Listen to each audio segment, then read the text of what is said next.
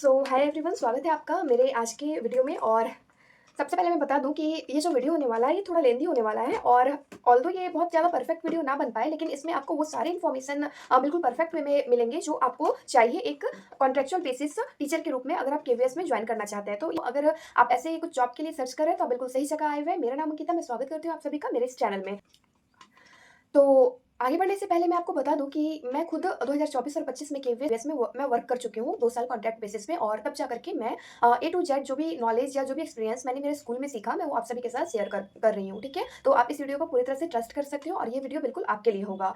तो सबसे पहले बात करते हैं कि कॉन्ट्रेक्चुअल टीचर का मतलब जो कॉन्ट्रेक्चुअल टीचर का जो वैकेंसी है होता क्या है? क्या जो अभी हम परमानेंट जो केवीएस का टीचिंग एग्जाम्स के लिए जो हम डाले हैं, वो जो वैकेंसी आई थी, और क्या ये जो कॉन्ट्रेक्चुअल टीचर की वैकेंसी क्या ये डिफरेंट होती है? तो हाँ, पहले मैं आपका कंफ्यूजन बिल्कुल क्लियर कर दूं कि ये जो कॉन्ट्रेक्चुअल टीचर की वैकेंसी जो होती है, जो केवीएस एक स्कूल लेवल पे निकालता है, और जो एक परमानेंट वैकेंसी जो देखते हो आप वो सेंट्रल लेवल पे निकलता है। तो ये आखिर कॉन्ट्रेक्चुअल टीचर होता क्या है? तो केवी में हर साल ऐसे कुछ वैकेंसीज आती है, जैसे कि कुछ टीचर्स के लिए कुछ अर्जेंट हो गया, कहीं पे जाना पड़ गया, या फिर ट्रांसफर हो गया, या फिर वो मैटरनिटी लीव पे चले गए, तो उस टाइम के लिए केवी अपने उस पोस्ट को वैकेंट नहीं छोड़ सकता है। तो उसके लिए वो पहले ही ईयर की स्टार्टिंग में ही एक लिस्ट जारी करता है। अगर कोई टीचर बाय चांस उस पूरे ईयर में नहीं आ पाया, या फिर किसी वजह से किसी लीव पे चले गए, उनका ट्रांसफर हो गया, तो वो जो बंदा है, वो जो कैंडिडेट है, वो उनके बिहाफ पे उतने टाइम तक वहाँ पे वर्क कर सकता है जब तक कि वो पोस्ट परमानेंट तौर पे वैकेंट है, ठीक है? लेकिन जैसे ही कोई परमानेंट टीचर आ जाएंगे तो आपको उसी सेम डे उसी सेम टाइम आपको वो जो स्कूल है वहाँ पे जहाँ पे आप वर्क कर रहे हो, जो ऑर्गेनाइजेशन है, उसको वहीं पे आपको ड्रॉप करना पड़ेगा। तो ये हो गया कॉन्ट्रैक्ट और परमानेंट के बीच का डिफरेंस। परमानेंट है मीन्स आपकी जॉब बिल्कुल सिक्योर है। आप चाहे किसी भी लीव पे जाओ, मैटरनिटी लीव पे जाओ, या फिर किसी भी लीव पे जाओ, आपकी जॉब बिल्कुल सिक्योर है। आपका ट्रांसफर बस हो सकता है, लेकिन आपका जॉब छूटेगा नहीं। तो ये है कॉन्ट्रैक्ट और परमानेंट के बीच का डिफरेंस। तो अब मैं बात करना चाहूँगी कि ये जो वैकेंसी है ये कब आती है, और इस वैकेंसी में सिलेक्शन का प्रोसेस क्या है। तो ये जो केवीएस की वैकेंसी है ये हर साल फरवरी और मार्च के महीने में आपको देखने को मिल जाएगी। आपको कैसे पता चलेगा कि आपकी जो आसपास केवी है उन्होंने वैकेंसी रिलीज की है या नहीं? तो आप इसके लिए केवी का जो ऑफिशियल वेबसाइट होता है kvs.nic. आप जिस जगह पे रहते हो उस जगह का नाम डाल करके .in पे सर्च करो। वहाँ का जो केवीएस का जो पोर्टल खुलेगा उसमें आप वैकेंसी के लिस्ट में वैकेंसी के सेक्शन में जाकर के आप सर्च कर सकते हो। जहाँ पे भी हो उस प्लेस का नाम डाल करके आप सर्च करना, उसके ऑफिशियल वेबसाइट पे आपको मिल जाएगा। तो इसके लिए कोई रिटन एग्जाम क्वालीफाई नहीं करना, आपको क्वालीफाई करना है इंटरव्यू। इस जॉब का सिलेक्शन प्रोसेस क्या है? तो जैसे ही आपको आपके वेबसाइट पे मिल जाएगी कि आपके एरिया में वैकेंसी आई हुई है, आपको एक डेट वहाँ पे मेंशन किया जाएगा कि आपके इस दिन आपका वॉक इन इंटरव्यू है। तो आप जाकर के वॉक इन इंटरव्यू के लिए आप प्रिपेयर कर सकते हो और आप जाकर के दे सकते हो। अगर हम बात करें एलिजिबिलिटी क्राइटेरिया और आपकी क्वालिफिकेशन की कि कौन-कौन से लोग जो है इस जॉब के लिए एलिजिबल है, तो वो सारे लोग। अगर पीआरटी में आप अप्लाई करना चाहते हो तो पीआरटी में आपका सीनियर सेकेंडरी मतलब क्लास 12 के साथ-साथ आपका डीएलएड या बीएलएड जो होता है 2 साल का जो कोर्स होता है आपका, वो कंप्लीट होना चाहिए, ठीक है? उसके साथ ही साथ आपका सीटेट पेपर 1 जो है वो क्वालीफाई होना चाहिए। अगर आप टीजीटी लेवल पे बात करते हो तो टीजीटी पे एलिजिबल होने के लिए आपके पास ग्रेजुएशन होना चाहिए, 12th के साथ-साथ ग्रेजुएशन होना चाहिए। ग्रेजुएशन के साथ-साथ आपका जो बीएड होना चाहिए 2 साल का, या फिर अगर आपने इंटीग्रेटेड कर रखा है 4 साल वाला तो वो भी चलेगा, ठीक है? Graduation plus BEd. उसके साथ-साथ आपको सीटेट पेपर 2 क्वालीफाई होना मस्ट है। तो ये सारे लोग एलिजिबल है पीजीटी के लिए। अगर हम बात करें पीजीटी के लिए, तो पीजीटी के लिए जो है आपका एमएससी या फिर एमए होना चाहिए, मतलब पोस्ट ग्रेजुएशन होना चाहिए। उसके साथ-साथ जो आपका एमएड होता है वो क्लियर होना चाहिए। तो आप एलिजिबल हो पीजीटी लेवल पे, ठीक है? वॉक इन इंटरव्यू के लिए क्या करना है हमें, क्या-क्या चाहिए होगा? तो सबसे पहले क्या होगा कि जिस दिन आपका डेट रखा जाएगा, उस दिन वहाँ जाने से पहले आपको कुछ चीज़ें, जैसे कि सबसे पहले आपका अगर सीटेट क्वालीफाई है तो सीटेट पेपर 1, पेपर 2 का ओरिजिनल के साथ-साथ जो फोटोकॉपी होता है आपको वो लेकर के जाना है। आपको बीएड का जो आपका सर्टिफिकेट है ओरिजिनल और फोटोकॉपी वो लेकर के जाना है। उसके बाद आपका ग्रेजुएशन का जितना भी सर्टिफिकेट है जो ओरिजिनल कॉपी है उसके साथ-साथ फोटोस्टेट लेके जाना है। साथ ही आपको +2 और आपका जो 10th का जो भी सर्टिफिकेट्स है वो सारा ओरिजिनल के साथ-साथ एक फोटोकॉपी भी आपको कैरी करना है। साथ ही साथ आपको 2 फोटो भी कैरी करना है। तो जब आप इंटरव्यू वाले दिन आप अपनी लोकेशन पे पहुंचोगे, जहाँ पे आपका वॉक इन इंटरव्यू का शेड्यूल जारी किया गया है, जहाँ जिस जगह पे, तो जब आप वहाँ पे पहुंचोगे तो आपको वहाँ पे एक फॉर्म फिलअप करने के लिए दिया जाएगा। तो उसको आप अच्छे से सब कुछ देख करके फिल कर देना, वो सिंपल एक फॉर्मेलिटी है। फिर आपका डॉक्यूमेंट्स वेरिफिकेशन होगा। वहाँ पे 2-3 टीचर्स आपको मिलेंगे जो नॉर्मल केवीएस से रिलेटेड है, उस स्कूल से रिलेटेड है। वो सभी आपका डॉक्यूमेंट्स वेरीफाई करेंगे वन बाय वन करके। और अगर आपका डॉक्यूमेंट्स अच्छी तरह से वेरीफाई हो जाता है, फिर वो आपका जो पेपर है, जो आपका डॉक्यूमेंट्स रहेगा, वो फॉरवर्ड करेंगे इंटरव्यू पैनल में। तो अब बात करते हैं इंटरव्यू पैनल की। तो इंटरव्यू पैनल में 4 से 5 जो टीचर्स हैं वो मिलेंगे, और 4 से 5 टीचर में एक उस स्कूल के प्रिंसिपल रहेंगे। उस स्कूल के प्रिंसिपल रहेंगे। वो चाहे तो किसी और स्कूल के प्रिंसिपल या किसी अदर इंपॉर्टेंट पर्सन को जिनको वो इनवाइट करना चाहते हैं अपने इंटरव्यू में, तो वो उन्हें बुला सकते हैं। साथ ही साथ आपको 2-3 वहाँ पे अच्छे टीचर मिलेंगे अदर स्कूल के, जो आसपास के स्कूल होंगे, या फिर जो सेम स्कूल के अदर सब्जेक्ट्स के आपको टीचर मिल सकते हैं। तो ये हुआ इंटरव्यू पैनल की बात। इसके बाद हम बात करते हैं कि इसका जो इंटरव्यू होता है, इंटरव्यू मैंने आपको बता दिया कि स्कूल लेवल का इंटरव्यू है, और ये जो आपका जो मार्क्स होता है वो मेरिट वाइज बनता है, ठीक है? आपका जो मेरिट लिस्ट है ये कैसे कैसे बनता है? तो मेरिट लिस्ट जो है, ये आपका जो सिलेक्शन है, ये डिपेंड करता है आपकी क्वालिफ़िकेशन में। आपका डेमो जो ये जो इंटरव्यू पैनल में जो लोग बैठे रहते हैं, ये आपका डेमो भी कंडक्ट कराएँगे। डेमो कंडक्ट कराएँगे मीन्स कि ये आपको बोर्ड पे जैसे कि आप एज़्यूम करो कि आपके टीचर आपकी क्लास आते हैं, तो वो कैसे क्या आप क्लास आकर के डायरेक्ट लिखना शुरू कर देते हैं? नहीं, उससे पहले वो आपको कुछ मतलब कि हिंट देते हैं कि आज हम कौन-सा चैप्टर स्टार्ट करने वाले हैं, लेकिन उससे भी पहले वो डेट मेंशन करेंगे, टोटल जितने बच्चे हैं उस बच्चे का टोटल नंबर मेंशन करेंगे, साथ ही साथ टॉपिक मेंशन करेंगे कि कौन-सा टॉपिक आप पढ़ाने वाले हो, कौन-सा यूनिट है, कौन-सा चैप्टर है, तो ये सारे इंपॉर्टेंट डिटेल्स आपके बोर्ड पे उन्हें दिखना चाहिए, ठीक है? आप इसको थोड़ा नॉर्मल लेना, बहुत ज़्यादा पैनिक मत कर जाना उन सारे लोगों को देख कर के, क्योंकि सबसे पहला जो चीज़ होता है वो इंटरव्यूअर जो है, जो आपसे मतलब जो आपको एग्ज़ामिन करते हैं, वो यही देखते हैं कि आपका कॉन्फिडेंस लेवल कैसा है। ये नहीं कि आप जाते साथ वहाँ पे नर्वस हो रहे हो या फिर जाने से पहले ही आपने अपने मतलब पूरे चार्म को ही खो दिया, तो वैसे नहीं, आपको पूरा अच्छे से एक्टिव होकर के एंटर करना है, ठीक है? तो इसके बाद मैं सबसे पहले ये कुछ चीज़ें हैं जो मैं नोट करके रखी हूँ, तो मैं वो बता देती हूँ कि इनका जो सिलेक्शन है, वो जो इंटरव्यू पैनल में लोग बैठे रहते हैं, वो किस बेसिस पे आपको सेलेक्ट करेंगे। तो ये जो केवी का जो सिलेक्शन प्रोसेस होता है ना, ये पॉइंट वाइज़ होता है। जैसे कि मैं आपको बताती हूँ, ये आपको क्वालिफ़िकेशन देखेंगे कि आपका क्वालिफ़िकेशन क्या है। मान लो कोई 2 कैंडिडेट है और कैंडिडेट ए और बी। अगर ए का क्वालिफ़िकेशन बी से ज़्यादा बेहतर है, तो ए को जो है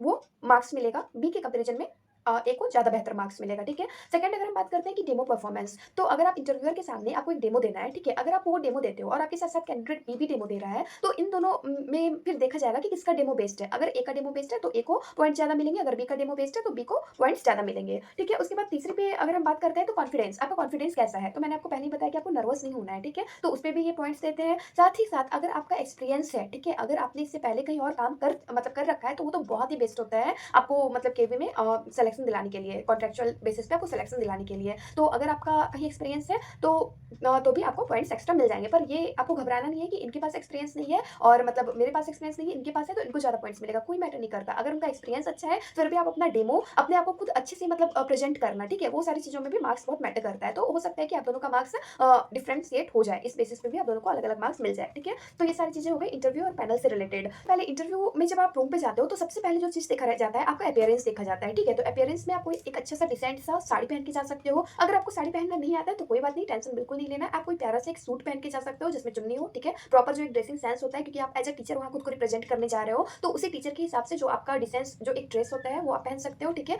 अगर हम बात करें लड़कों की, तो लड़कों के केस में वो प्रॉपर जो फॉर्मल पैंट और शर्ट होता है, वो पहन कर के जा सकते हैं, ठीक है? खुद को रिप्रेज़ेंट करने के लिए। अगर हम अगेन बात करें कि उनका जो सबसे फर्स्ट क्वेश्चन रहता है, वो यही रहता है कि आपको खुद को इंट्रोड्यूस करना है, ठीक है? Introduce yourself. तो आप खुद के बारे में इंट्रोड्यूस करोगे कि आपका क्या नाम है, आप कहाँ से बिलॉन्ग करते हो, फिर आपकी पढ़ाई क्या है, आपकी क्वालिफ़िकेशंस क्या है, आपकी हॉबी क्या है। आपने फिर उनका ऐसा नेक्स्ट क्वेश्चन रहता है जनरली कि आप केवी क्यों जॉइन करना चाहते हैं? तो उसका आप अपना कुछ प्रिपेयर करके रखे हो, तो वो जाकर के बता सकते हो कि आप टीचिंग फील्ड में क्यों आना चाहते हो। साथ ही साथ जो उनका थर्ड क्वेश्चन रहेगा, वो ये रहेगा कि मैं आपको दूसरों के कंपैरिज़न में मैं आपको क्यों मतलब ज़्यादा ये करूँ, प्रायोरिटी दूँ। तो वो भी आपको मतलब बताना है कि क्यों मैं उनसे ज़्यादा बेहतर हूँ, ठीक है? तो इस तरीके से आपको बताना है, कंपेयर करके भी वो पूछ सकते हैं। फिर वो जो कुछ क्वेश्चन है जो रिलेटेड रहता है आपके सब्जेक्ट से, ठीक है? आपके सब्जेक्ट के नॉलेज को, क्योंकि आप किसी सब्जेक्ट के टीचर बन के वहाँ पे जा रहे हो, तो आपको टीचिंग का नॉलेज है या नहीं, उस सब्जेक्ट का नॉलेज है या नहीं, कॉन्सेप्ट आपका प्रॉपर है या नहीं, ये वो चेक करेंगे। इंट्रोडक्शन तो मैंने आपको बता ही दिया। तीसरा वो पेडागॉजी से रिलेटेड कुछ क्वेश्चन पूछेंगे कि जैसे अगर कोई स्टूडेंट है जिसको बार-बार समझाने पे भी समझ नहीं आ रहा है, तो आप उसको कैसे समझाओगे? या फिर कुछ क्वेश्चन रिलेटेड है कि किसी को देखने में प्रॉब्लम हो रही है या फिर किसी को लिखने में प्रॉब्लम हो रही है, तो आप उसको क्या करोगे जो उसका प्रॉब्लम को आप सॉल्व कर सको या वो बच्चा प्रॉपर मतलब ये कर पाए,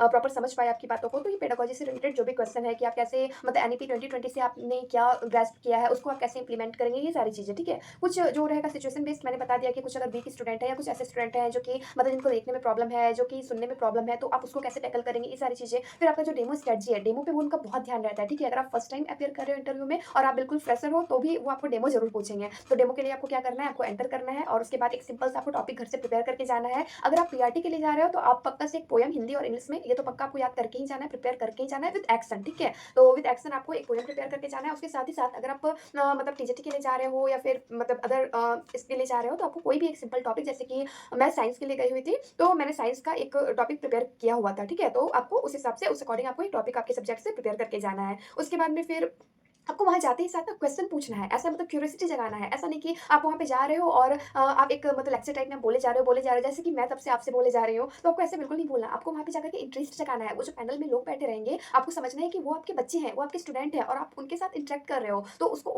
मतलब आप किस तरीके से अपने क्लासरूम को एंगेज कर सकते हो, अपने बच्चों को एंगेज कर सकते हो, तो आपको वो चीज़ क्रिएट करना है वहाँ पे जाकर के, ठीक है? उसके साथ ही साथ जो और चीज़ें हैं, वो आपका जो बोर्ड रहेगा, वो उसको प्रॉपर देखेंगे, आपने प्रॉपर वर्क किया है कि नहीं। तो बोर्ड में आपको डेट मेंशन करना है, आपका टॉपिक, सब्जेक्ट जो भी चीज़ें हैं, वो सारी चीज़ें आपको मेंशन करनी है, कौन से क्लास में, कौन से क्लास का आप डेमो दे रहे हो, आपको वो भी वहाँ पे क्लासरूम मेंशन करना है कि कौन सा क्लास है, आप किस क्लास में पढ़ा रहे हो, वो सारा चीज़ आपका प्रॉपर मेंशन होना चाहिए, ठीक है? और फेस पे जो है हमेशा स्माइल बनाए रखना, ठीक है? आई कॉन्टैक्ट अपने इंटरव्यूअर के साथ रखना, ऐसा नहीं कि नर्वस में होकर के इधर-उधर देखे जा रहे हो, ऐसा नहीं, जो सामने बैठे हैं आप उनको फेस करना, ठीक है? इसके बाद जो मतलब पैनल एक्चुअली देखना क्या चाहता है, तो आपका कॉन्फिडेंस देखना चाहता है कि आप किस तरीके से अपने आप को प्रेज़ेंट कर रहे हो, ठीक है? उसके बाद आपका क्लियर कम्युनिकेशन देखना चाहता है, ऐसा नहीं कि हम कुछ और बोल रहे हैं, वो कुछ और सुनना चाह रहा है, या फिर हम कुछ और वे में समझा रहे हैं जो बच्चों के दिमाग के ऊपर से जा रहा है, तो आपको ऐसे भी नहीं करना है। आपको प्रॉपर तरीके से बिल्कुल क्लियर लैंग्वेज में बिल्कुल एकदम अच्छे तरीके से क्लियर कम्युनिकेट करके आपको अपनी बातों को उनके सामने रखना होगा, हाँ? उसके बाद आपके सब्जेक्ट की जो मतलब सब्जेक्ट से रिलेटेड जो नॉलेज है वो बिल्कुल क्लियर होनी चाहिए, उसके साथ वो बिल्कुल भी मतलब ये टॉलरेट नहीं करेंगे। उसके बाद क्लासरूम को आप कैसे कंट्रोल करते हो, कैसे मैनेज करते हो, कंट्रोल करना यहाँ पे यूज़ करना एक गलत टर्म होगा। आप अपने क्लासरूम को कैसे मैनेज करते हो, ठीक है?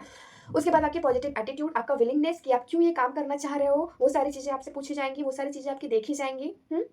और कॉन्ट्रेक्चुअल होने का मतलब ये बिल्कुल भी नहीं है कि आप कम कैपेबल हो, ठीक है? लेकिन ये देखता है कि मतलब आपका कॉन्फिडेंस वगैरह क्या है, ठीक है? आपको कुछ मिस्टेक्स जो अवॉइड करना है, वहाँ पे आपको जाकर के ना सेल्फ कॉन्फिडेंस ठीक है, बट ओवर कॉन्फिडेंस नहीं दिखाना है। ऐसा नहीं दिखाना कि आप मतलब बहुत स्मार्ट हो, आपको पैनल के साथ बिल्कुल भी आर्ग्यू नहीं करना है। वो जो बोलते हैं, वो सुनो। अगर आपको लगता है कि आपसे मिस हो गया, ठीक है? तो आप बोलो, "okay sir, next time I will try to implement it." ठीक है? इस तरीके से आप बोलना सीखो या फिर सॉरी बोल करके शांत हो जाना। लेकिन कभी भी मतलब आर्ग्यू करने के लिए मत बैठ जाना पैनल के साथ में। और जो बेसिकली वो हिंदी और इंग्लिश को ही मतलब प्रेफ़र करता है, तो कोशिश करना हिंदी या इंग्लिश में ही बोलो, ठीक है? अगर लैंग्वेज की बात करें तो हिंदी, इंग्लिश में ही बोलो अपनी बातों को। अगर आपको बहुत ज़्यादा इंग्लिश नहीं आता है तो कोई बात नहीं, पैनिक मत करना। ऐसा नहीं करना कि बहुत सारा इंग्लिश डाले जा रहे हैं। हाँ, आपको जो भी लैंग्वेज कंफर्टेबल है, आइदर हिंदी या इंग्लिश, आप उस लैंग्वेज में बात कर सकते हो। उसके बाद आपको जो मैंने बताया कि नोट्स की तरह आपको रीड नहीं करना है, लेक्चर नहीं देना है आपको इंटरैक्ट करते हुए आपको समझाना है चीज़ों को। और अगर आपसे पूछा जाए कि अगर आप कहीं पे वर्क कर रहे थे तो आपने उसको क्यों छोड़ा या क्यों क्विट किया, तो ऐसा कुछ भी नहीं बताना जो नेगेटिव इम्पैक्ट डाले, ठीक है? ऐसा कुछ भी मत बोलना उनके सामने जो कि नेगेटिव, क्योंकि नेगेटिव लोगों को प्रेफ़र नहीं कर किया जाता, ठीक है?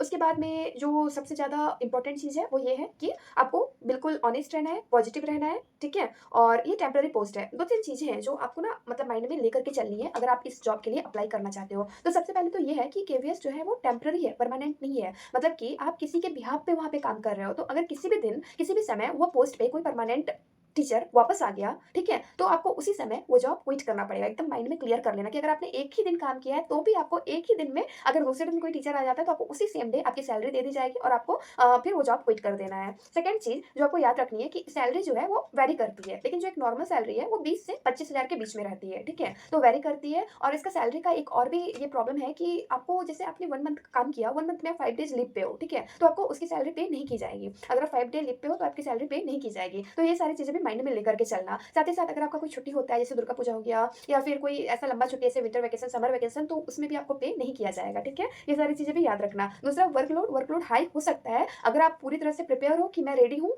कोई भी चीज़, किसी भी प्रॉब्लम को फेस करके इस जॉब को लेने के लिए, तो आप बिल्कुल जा सकते हो। कोई प्रॉब्लम नहीं है। अगर मैं अपनी बात बताऊँ, तो मैं अपना एक्सपीरियंस बताऊँ तो केवीएस में वर्क करना मेरे लिए एक बहुत ही अच्छा एक्सपीरियंस था। वर्क प्रेशर था, ठीक है? लेकिन यहाँ पे जो टीचर्स हैं बहुत सारे लोगों को मैंने नेगेटिव कमेंट करते हुए सुना है कि बहुत सारा काम कराते हैं, बहुत सारे मतलब कॉन्ट्रैक्ट है तो बहुत सारा वर्कलोड थ्रो करेंगे, ऐसा कुछ भी नहीं है। मैं तो खुद ही बोलती हूँ कि भाई हमारे जो परमानेंट टीचर थे वो हमसे ज़्यादा काम करते थे। हमें तो बहुत सारा काम था, लेकिन जो हमारे परमानेंट टीचर थे उन्हें हमसे भी डबल ट्रिपल ज़्यादा टाइम काम था, क्योंकि वो एक्सपीरियंस्ड थे। उन्हें बेहतर नॉलेज था, इसलिए उन पे काम का लोड बहुत ज़्यादा रहता था। तो केवीएस एक ऐसा मतलब ऑर्गेनाइजेशन है जहाँ पे वर्कलोड तो आप हमेशा रेडी रहो, ठीक है? अब आप पे डिपेंड करता है कि आप उसको पॉजिटिव लेते हो या नेगेटिव। लेकिन मैं जहाँ पे वर्क करती थी, वहाँ पे मेरे जो साथ में काम करते थे वो सारे ही लोग बहुत अच्छे थे, वो बहुत सपोर्टिव थे। आपकी हर छोटी-छोटी चीज़ में वो खड़े आपको दिखेंगे। मतलब आप अगर कभी ऐसा लगेगा आपको कि मैं कैसे बोलूँ उनसे, तो भी वो खुद ब खुद आकर के आपकी हेल्प करने को रेडी रहते हैं, वो इतने अच्छे होते हैं। तो उनसे घबराने की बिल्कुल भी ज़रूरत नहीं है। वर्कलोड हाई होता है तो आप पे डिपेंड करता है आप किस तरीके से इसको देखते हो, ठीक है? साथ ही साथ एक चीज़ जो बहुत ज़्यादा इंपॉर्टेंट है कि अगर आप कहीं पे भी परमानेंट मतलब केवी में बाय चांस अभी जो एग्ज़ाम वगैरह हो गया है, अगर परमानेंटली आपका सिलेक्शन हो जाता है और आप ये जॉइन मतलब ये केवीएस कॉन्ट्रैक्चुअल बेसिस पे जॉइन करके रहते हो, आपके पास वो सर्टिफिकेट होता है, तो आपके इंटरव्यू में वो 4 चाँद लगाने वाला है। आपके लिए बहुत इंपॉर्टेंट हो जाएगा आपके इंटरव्यू को मतलब पॉजिटिव डायरेक्शन में मोड़ने के लिए। ये जो सर्टिफिकेट है केवीएस कॉन्ट्रैक्चुअल बेसिस का, ये बहुत ही ज़्यादा इंपॉर्टेंट, बहुत ही ज़्यादा मतलब आपके लिए मतलब वैल्यूएबल प्रूफ होगा, ठीक है? प्रूफ होगा। तो ये सारी चीज़ें हैं और आप मतलब ये कह सकते हो कि केवीएस जो है, इसका जो एक्सपीरियंस है वो आपके करियर के लिए एक स्ट्रॉन्ग फाउंडेशन होता है, ठीक है? तो आप बिल्कुल जा सकते हो। और बहुत मतलब अगर आप देखोगे तो सिक्के के 2 पहलू होते हैं, वही नेगेटिव, पॉजिटिव। तो अगर आप नेगेटिव देखोगे तो उस नेगेटिव बहुत ज़्यादा तो मुझे कुछ भी नहीं दिखा, ऐसा कुछ वर्कलोड वगैरह वो तो मैं आपको बताई कि वो तो आप कहीं पे भी आजकल काम करोगे वर्कलोड तो आपको होगा ही। तो थोड़ा वर्कलोड तो ज़्यादा रहता है, लेकिन वो आप पे डिपेंड करता है कि आप किस तरीके से उसको टैकल करते हो, ठीक है? और बात करें सैलरी वगैरह की, तो सैलरी मैंने आपको बता दिया 20 से 25,000 के अंदर होता है। आपका ड्रेस मैंने सब कुछ बता दिया, आपका इंटरव्यू से रिलेटेड जो भी क्वेरी था वो सभी कुछ मेरा आई होप क्लियर हो गया है। इसके बाद भी अगर आपको कोई भी मतलब प्रॉब्लम होती है, अगर आपको ज़्यादा प्रॉब्लम होती है तो आप मुझे प्लीज़ बताना, तो मैं उसको अपने लाइव वीडियो में आकर के कवर कर लूँगी, ठीक है? और आप सभी बताना कि आप कौन से केवी से मतलब कौन से एरिया से बिलॉन्ग करते हो और आपका जो एग्ज़ाम है वो कब होने वाला है। तो आई होप ये वीडियो जो है बहुत ज़्यादा परफेक्ट तो नहीं बन पाया, लेकिन हाँ, इसमें मैंने वो सारी चीज़ें कवर की जो आपको केवी में जॉइन करने से पहले आपको जानना ज़रूरी है, ठीक है? सो थैंक यू, अपने वीडियो को यहाँ पे एंड करते हैं। बाय बाय, टेक केयर, और किसी भी तरह का अगर आपको डाउट होगा तो आप प्लीज़ कमेंट सेक्शन में डाल देना, मैं उसको आई थिंक कोई भी क्वेरी होगी तो मैं उसको टैकल कर लूँगी, ठीक है? So thank you.